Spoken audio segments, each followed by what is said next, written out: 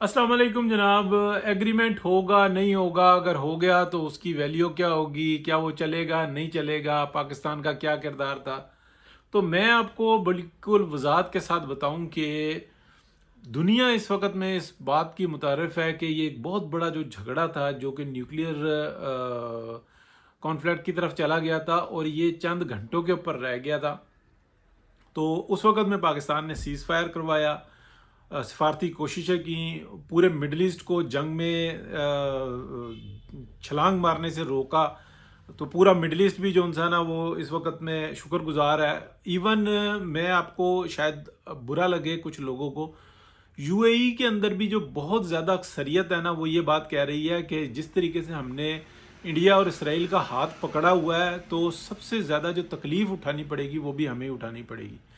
और ये सिर्फ मैं बात पब्लिक की नहीं कर रहा, ये जो ऐवान इक़्तिदार में जो ग्रुप है उसके अंदर ये डिस्कशन जारी है। वो कह रहे हैं कि हमने अपने मफादात के लिए इसराइल यानी कि कुफार से जिस तरीके की दोस्ती लगाई हुई है ये हमें बहुत भारी पड़ेगी।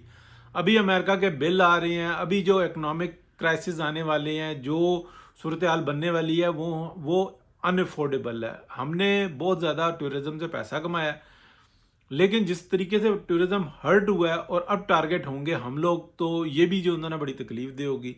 प्लस हमें बताया जा रहा है अमेरिका की जानिब से कि आपने दिफा के अंदर ये काम करने हैं, और जो हमने वो काम किए हुए थे उसका फ़ायदा कोई नहीं हुआ, तो लिहाजा आपने ये काम करने हैं।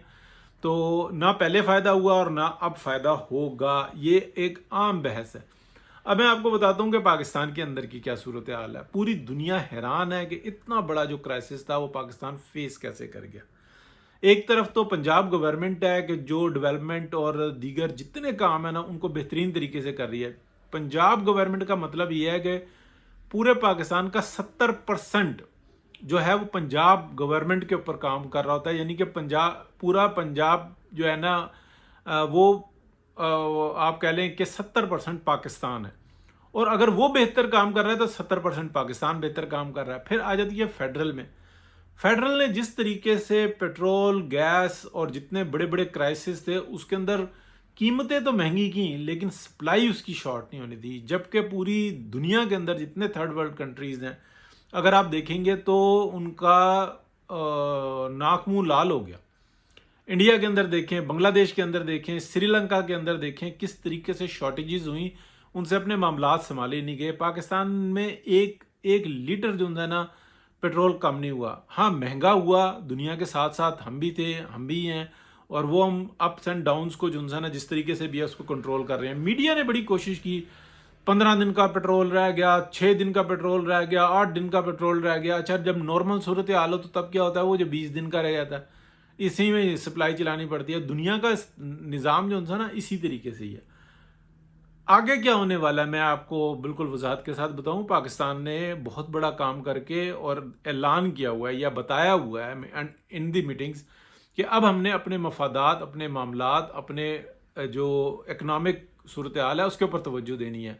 और पूरी दुनिया का जो डिफेंस है ना उसके अंदर बहुत बड़ी चेंजेस आ रही हैं, तो हमने उसके ऊपर भी तवज्जो देनी है। हमने इन मामलात को बहुत अच्छे तरीके से निकाला। अचानक से आप उसको जनेवा ले जाते हैं, फ्रांस में बैठ के दस्तखत कर देते हैं। पाकिस्तान आपको हर तरह से गुड़ी गुड़ी नज़र आता है। ईरान अपनी जगह पे बैठा हुआ होता है। ईरानियंस के साथ भी डील करना पाकिस्तान का कोई आसान काम नहीं होगा। ईरानियंस अब किसी को अच्छा लगे या बुरा लगे, जैसे अफगानी एहसान फरामोश है ना, तो हमें भी यहाँ पे कुछ थोड़ी सी ऐसी झलक नज़र आती है, थोड़ी सी। वैसे तो वो तशक्कुर पाकिस्तान के नारे लगाते हैं, लेकिन जब डील करने के लिए बैठते हैं ना तो वो बिल्कुल अपने रेट्स जो है ना आसमान पे रखते हैं। वो ये कहते हैं जो कुछ किया आपने अपने लिए किया, हमारे ऊपर कौन सा एहसान किया। कभी भी इस तरीके के रवैये जो है ना वो नेशंस को बहुत बड़ा को फ़ायदा नहीं देते। क्या आने वाले वक्त में कुछ मुख्तलिफ होगा, तो आप इस बात को समझें कि शायद इसके ऊपर हम ये दुआ गो हो सकते हैं कि शायद ऐसा हो। लेकिन बीच के अंदर जिस तरीके से हमें अपना मोहसिन नकवी साहब ने जो बताया वो थोड़ा सा बताया, जबकि इससे बहुत ज़्यादा मैं आपको बता चुका हूँ कि पाकिस्तान ने पूरी पूरी फाइलें दी कि आपके अंदर जो है ना ये लोग हैं, जितनी मासूमियत से वो ये कहते हैं कि नहीं हमें ये कबूल नहीं है वो कबूल नहीं है, یہ کسی بیرونی ایجنڈے پر ہیں، ان کی بیگمات، ان کے معاملات، ان کی سوچ، ان کی فیملیز وہ کس طریقے سے ورک کر رہی ہیں وہ بھی بتائیں. اس کے بعد انہوں نے بہت زیادہ چینجز آئیں، اس لیے کہ وہ متنازع نہیں ہونا چاہتے تھے. تو جو ایران کے اندر جو را کا اور موساد کا جو نیٹ ورک ہے اس کے بارے میں پاکستان نے بتایا. پاکستان نے یہی ساری فائلیں جو تھیں نا وہ یو اے ای کو بھی دیں، اسی طریقے کی فائلیں جو نا سعودی عرب کو دیں. بہت ساری جگہوں پہ بہت سارے کام کیے گئے. یو اے ای تو وہ کہہ رہا ہے کہ میں نے بہت ہی بڑا کڑوا گھونٹ پینا تو بھائی پیے. تو پاکستانیوں کو بہت بڑے اس پہ چلیں اس کو ڈیٹیل سے بات کروں گا کہ کیا بات ہوئی ہے. پاکستان نے پھر آگے سے ایسی کیا بات کی ہے کہ تھوڑی سی جو ان سے ہے نا سانپ سونگا ہوا ہے. ٹھیک ہے، اچھا خاصا سانپ سونگا ہوا ہے. تو اس لیے وہ امریکنز کو کہہ رہے ہیں بچاؤ بچاؤ. امریکنز کہتے ہیں کہ بچائیں گے یہ کر لو، یہ کر لو، ہم سے یہ لے لو. تو وہ ان کو صرف اور صرف بزنس. تو اسی لیے یو اے ای کا جو نا دوسرا گروپ جو بڑا گروپ ہے وہ یہ کہہ رہا ہے کہ یار یہ ہو کیا رہا ہے، ہم تو الٹی چھری سے کاٹے جا رہے ہیں، دو منہی چھری سے کاٹے جا رہے ہیں، اوپر سے بھی نیچے سے بھی.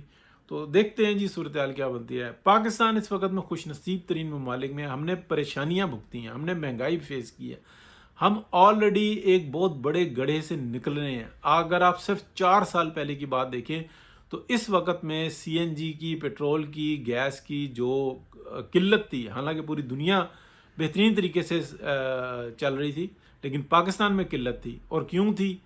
وہ کون سی ڈاکٹرائن تھی، وہ کون سا عمران خان کا ویژن تھا جو ہمیں یہاں تک لے کر آیا ہوا تھا. تو آج صورتحال کیا ہے؟ پوری دنیا پریشان ہے لیکن پاکستان کم پریشان ہے. بہت شکریہ جی، اللہ حافظ.